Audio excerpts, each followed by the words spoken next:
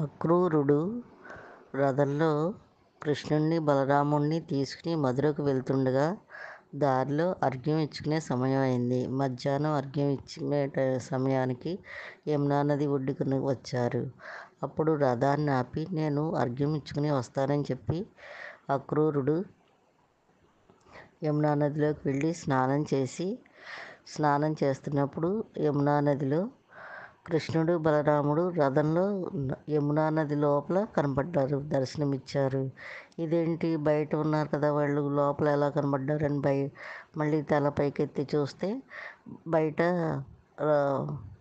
రథంలో కృష్ణుడు బలరాముడు ఉన్నారు. మళ్ళీ యమునా నదిలో మునిగి చూసినప్పుడు మళ్ళీ యమునలో కింద భాగంలో రథంలో కృష్ణుడు బలరాముడు కనబడ్డారు. మళ్ళీ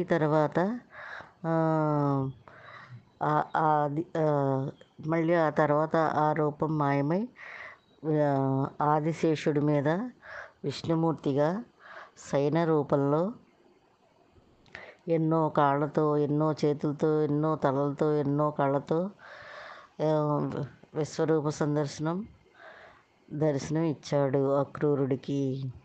అప్పుడు అక్రూరుడు స్తవం చేశాడు.